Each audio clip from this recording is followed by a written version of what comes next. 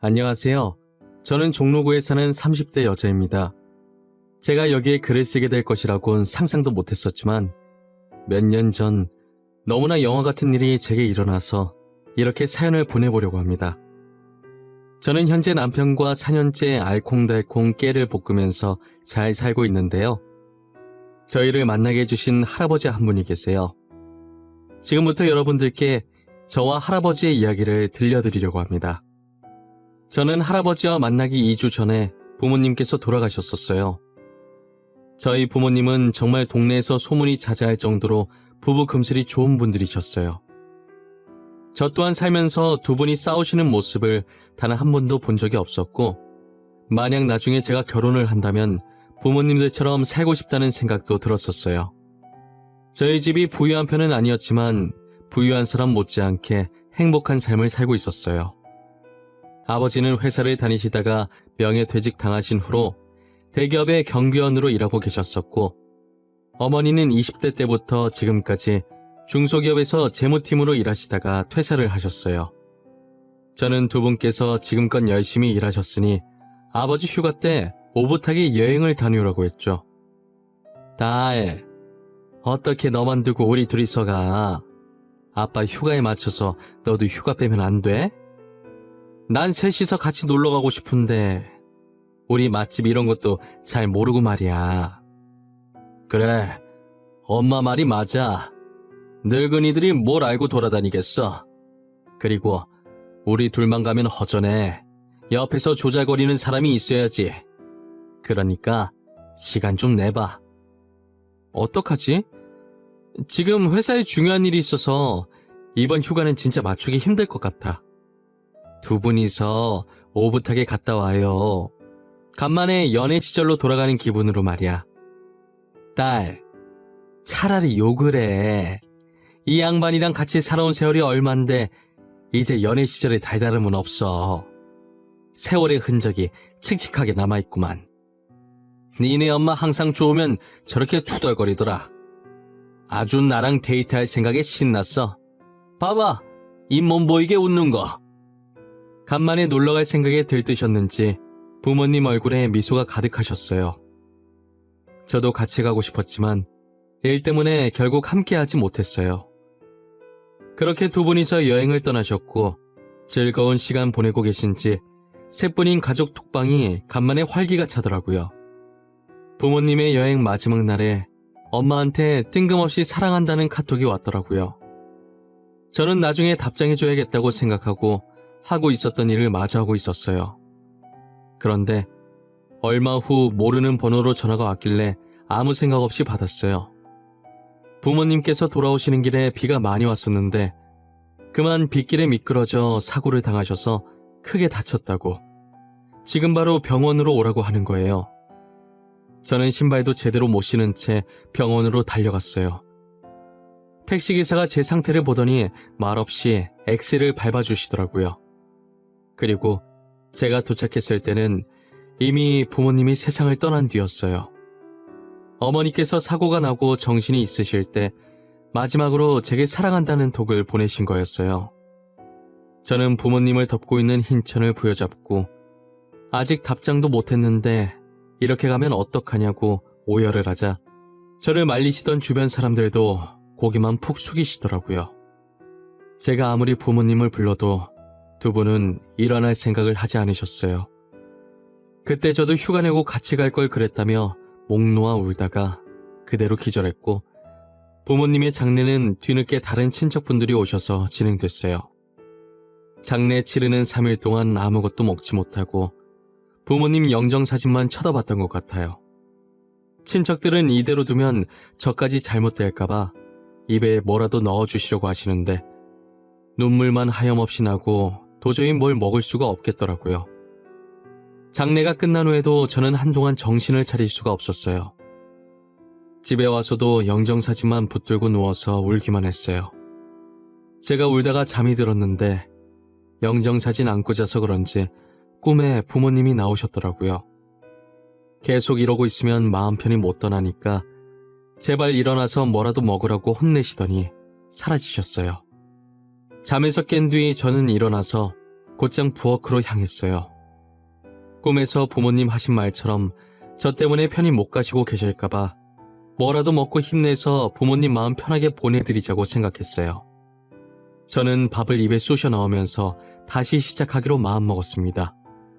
막상 부모님 없이 첫 발을 내디디려고 하니 늘 제 뒤를 지켜주시던 부모님이 더 이상 이곳에 안 계신다는 현실이 저는 너무 겁이 나긴 하더라고요. 저는 그냥 부모님과 멀리 떨어져서 자취 중인 거라고 생각하기로 했어요. 그랬더니 조금은 제 마음이 편안해지더라고요. 며칠 동안 부모님 유품을 정리하고 마지막 남은 물건들을 정리하려고 밖으로 나갔는데 저희 집 앞에 어떤 할아버지 한 분께서 이 추운 날 얇은 가디건만 입고 쓰러져 계시더라고요. 평소 같았으면 119에 신고만 하고 집으로 돌아왔을 텐데 저도 모르게 부모님 생각이 난 건지 할아버지를 저희 집 안으로 모시고 들어왔어요. 다행히 친구 중에 의사인 애가 있어서 잠시 와달라고 부탁을 했어요. 친구는 할아버지 상태를 보더니 제가 발견하지 않았다면 저체온증으로 돌아가실 뻔했다고 하더라고요. 저는 할아버지를 살짝 일으켜서 따뜻한 물을 입에 넣어드렸어요. 정신이 돌아오신 건지 제가 넣어드린 물을 삼키시더라고요. 저는 전기장판 온도를 더 올려드리고 따뜻한 물을 담은 보온병을 할아버지 머리맡에 뒀어요. 그리고 할아버지가 깨어나실 때까지 옆에서 기다렸죠. 정신을 차리신 할아버지는 아무것도 기억을 못 하시더라고요. 할아버지, 정신이 드세요? 저희 집에 쓰러져 계시길래 안으로 모셨어요. 혹시 집이 어딘지 아세요? 제가 집까지 모셔다 드릴게요. 나 집이 어딘지 몰라. 하나도 기억이 안 나. 우리 손녀 어디 갔나? 손녀 보고 싶은데 우리 손녀가 나 엄청 좋아했어. 할아버지 집 주소 기억 안 나세요? 어쩌다가 저희 집에 오신 거예요? 저한테 나중에 집 주소 기억나시면 꼭 말씀해 주세요. 아셨죠? 할아버지랑 얘기를 해보니 손녀만 기억하시고 약간 치매가 있으신 것 같더라고요. 치매라도 가끔 예전 기억이 돌아오실 때가 있으시니까 제정신으로 돌아오실 때까지만 제가 보살피기로 했어요. 그래도 다행인 게 제 직업이 작가라 재택근무를 하고 있었어서 출근 걱정 없이 할아버지를 옆에서 보살필 수 있었어요. 할아버지께서는 손녀 이름도 모르고 얼굴만 기억을 하신다고 하더라고요. 그러면서 늘 저를 보면서 손녀가 생각난다며 환하게 웃으셨어요. 할아버지의 미소를 보는데 어찌나 마음이 아프던지 얼른 가족품에 다시 안겨드리고 싶었죠. 제가 원래는 가족이랑 저밖에 모르던 사람이었는데 부모님이 돌아가시고 나서는 마음이 넓어진 건지 부모님께 하고 싶었던 효도를 할아버지께 하고 있었어요. 혹시나 할아버지가 불편하실까봐 기억을 찾으실 때까지는 저를 손녀라고 생각하고 많이 누추하지만 여기서 편하게 지내시라고 했어요. 부모님께서 혼자서 외롭지 말라고 제게 할아버지를 보내신 건가 했어요. 이젠 할아버지와 정이 들어서 정말 친할아버지 같고 그렇더라고요. 그렇게 할아버지와 제가 같이 지내게 된 지 1년이 지났을 무렵이었죠. 대뜸 할아버지께서 이제 다시 본인 집에 가봐야겠다고 하시는 거예요. 그동안 나랑 사느라 고생이 많았지. 처음 보는 사람을 이렇게 보살피기 쉽지 않았을 텐데. 이제 나도 슬슬 집으로 돌아가야겠어. 집으로 돌아가시다니요? 이제 기억이 돌아오신 거예요? 집이 어딘지 아시겠어요?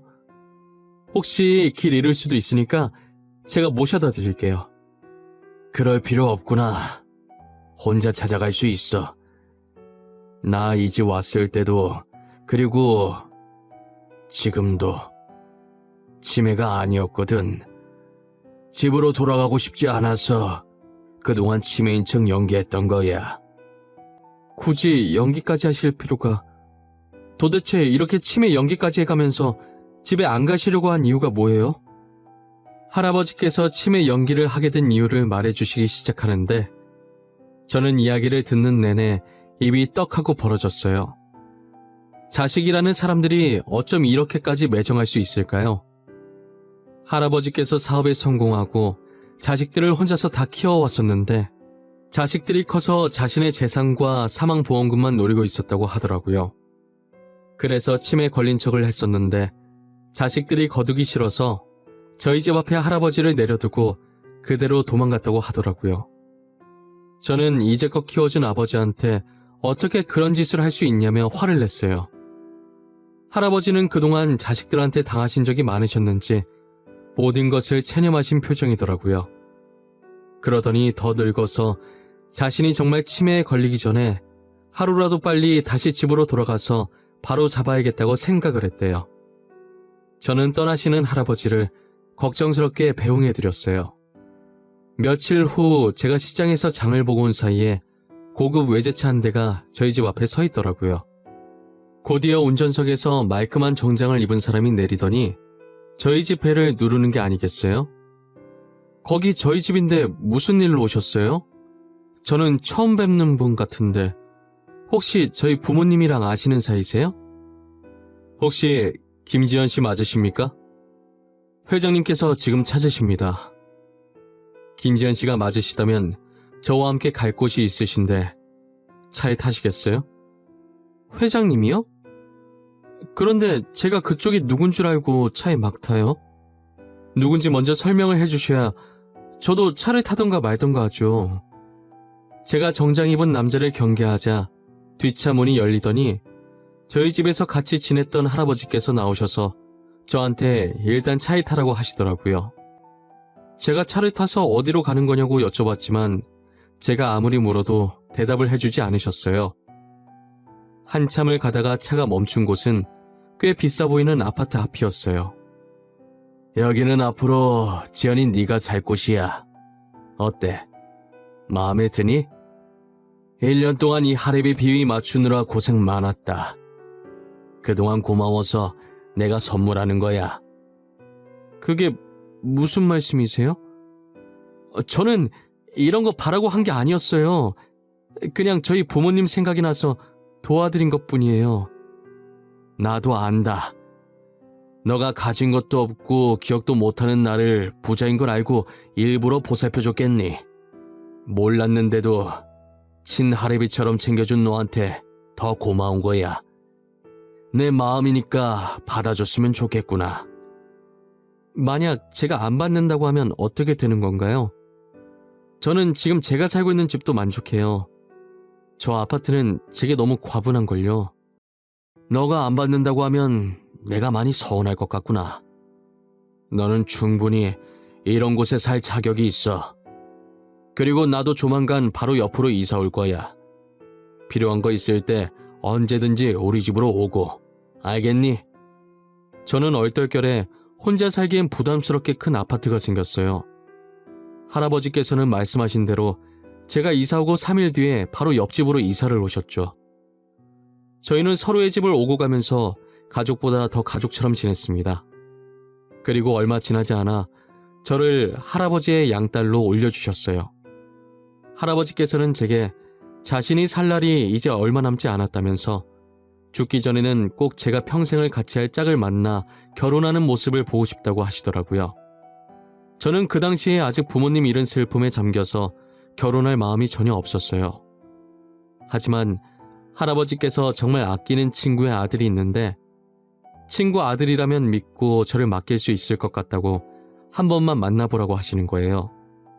저는 할아버지의 부탁을 거절할 수가 없어서 한번 만나보기로 했어요. 그분은 현재 할아버지 회사를 물려받으려고 할아버지 밑에서 일을 배우고 있다고 하더라고요. 보통 자식한테 회사를 물려줄 텐데 자식보다 믿음직해서 그분한테 물려주시는 거라 생각했어요. 그리고 할아버지께서 가족들 분쟁에 진절머리 날 때마다 그분 집에서 지내곤 했다더라고요. 같이 지내보니까 이렇게 진국인 남자가 없는데 너무 아깝다고 하시면서요.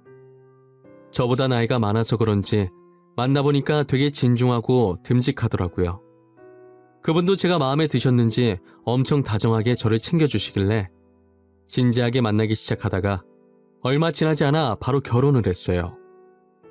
나중에 알았는데 남편이 여자한테 많이 당해서 결혼을 안 하려고 했대요. 그런데 할아버지께서 괜찮은 여자 있다고 놓치면 후회한다고 계속 말씀하셔서 도대체 어떤 여자길래 할아버지께서 저렇게까지 하실까 하는 호기심에 저를 만났다고 하더라고요. 첫 만남 때 별 얘기 안 했는데도 이상하게 저한테 마음이 갔대요. 연애를 하면서 그런 생각을 한 적이 없었는데 저라면 결혼까지 할 수 있을 것 같다고 생각했다더라고요. 결혼할 짝은 다 정해져 있다고 하던데 참 신기해요. 남편과 저는 연애를 오래 하지 않았지만 마치 오래전부터 알던 사람처럼 편했어요. 현재까지도 싸운 적 없이 깨 볶으면서 잘 살고 있고요. 그리고 제가 지금 임신 중인데 할아버지께서 제 임신 소식을 듣고 엄청 좋아하셨어요.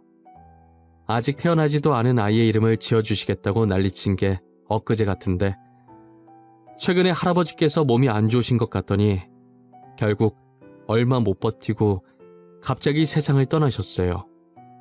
뭐가 그리도 급하셨는지 마지막 인사도 못 드리고 그렇게 보내드렸네요. 할아버지 장례식에 갔는데 자식들이라는 사람들과 마주하게 되었어요.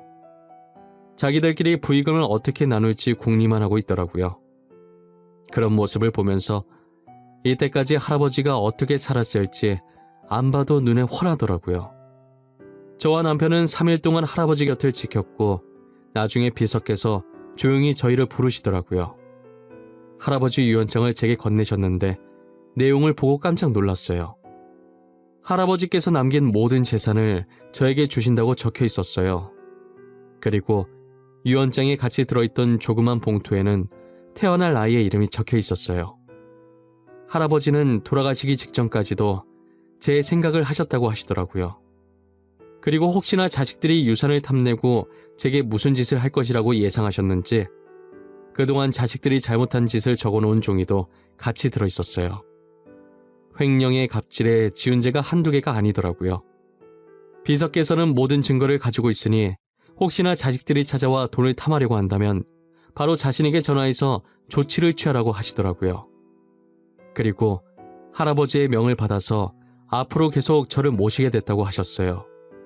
저는 괜찮다고 그러지 않으셔도 된다고 했지만 할아버지의 명이라 어쩔 수 없다고 하시더라고요. 그리고 회사는 저희 남편이 할아버지를 이어서 계속 운영하기로 했습니다. 며칠 전에 할아버지 자식들이 저희 집에 찾아온 적이 있었어요. 아니나 다를까 할아버지 재산 내놓으라고 소리를 있는 대로 다 지르더라고요. 당신이 우리 아버지 재산 다 가져갔어? 당신이 뭔데 그걸 다 꿀꺽해? 친자식들이 이렇게 두 눈 뜨고 살아있는데 왜 당신이 가져가냐고? 당신, 우리 아버지 돈 많은 거 알고 일부러 접근한 거지? 그렇게 아버지 돈이 탐났어? 양딸? 진짜 웃기지도 않아. 당장 우리 아버지 돈 내놔! 어디서 이렇게 쓰레기 냄새가 나나 했더니 저기요, 왜 여기 와서 소리 지르고 난리세요? 당신들 한 짓이나 생각해보세요. 치매 걸렸다는 아버지를 어떻게 그렇게 매정하게 대할 수가 있어요? 우리가 아버지를 어떻게 대하든 네가 무슨 상관이야. 친자식은 우린데 왜 네가 난리냐고. 양딸로 올려주니까 진짜 친자식이라도 된 것 같아? 그동안 할아버지가 왜 자식들 한탄을 했는지 이제 좀 알겠네요. 어떻게 그렇게 인자한 할아버지 밑에서 저런 사람들이 태어났는지. 야! 너 말 다 했어? 이게 말이면 단줄 하나. 당장 우리 아버지 돈 내놔. 돈 어딨어? 그 많은 돈을 어디다 빼돌렸냐고? 할아버지 예상대로 자식들이 저희 집에 찾아와서는 마음대로 안방에 들어가서 뒤집어 놓더라고요. 그 꼴을 보면서 조용히 휴대폰을 들어 비서분께 전화를 했어요.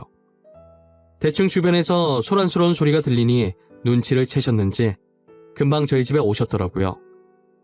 경찰과 함께 와서 자식들은 결국 연행되어 끌려나갔습니다. 저는 손 하나 까딱하지 않았고 모든 일은 비서분께서 알아서 처리해 주셨어요. 자식들은 법정에 서게 되었고 지은 죄가 워낙 많아 징역을 피하긴 어려웠어요. 저는 현재 집에서 편안하게 태교를 하면서 남편과 잘 살고 있습니다. 지금까지 할아버지 자식들이 언제 쳐들어올지 모른다는 생각에 조금 불안했었는데 이제 더 이상 저를 괴롭힐 사람이 없어서 이래도 되나 싶을 정도로 평화롭게 지내고 있어요. 출산을 한 달 앞두고 있는데 아이를 낳을 때가 다가올수록 할아버지 생각이 많이 나요. 친손자처럼 이뻐하셨을 것 같다는 생각에 눈물이 납니다. 할아버지께서 미리 예약하셨던 애기 용품들이 지금 하나씩 도착하고 있는데 처음 애기 용품을 배송받았을 때 얼마나 울었는지 몰라요. 배송이 다 오면 애기 물건들 챙겨서 할아버지 산소에 다녀야겠어요. 그동안 고마웠다고 떠나시는 순간까지도 저와 아이 생각해 주셔서 감사하더고요. 저에겐 할아버지가 되어주셨다가 아버지가 되어주신 그분을 언젠간 다시 만나는 날이 오겠죠. 제 사연은 여기까지입니다. 지금까지 제 이야기를 들어주신 모든 분들께 감사하고 늘 건강하시길 바랍니다.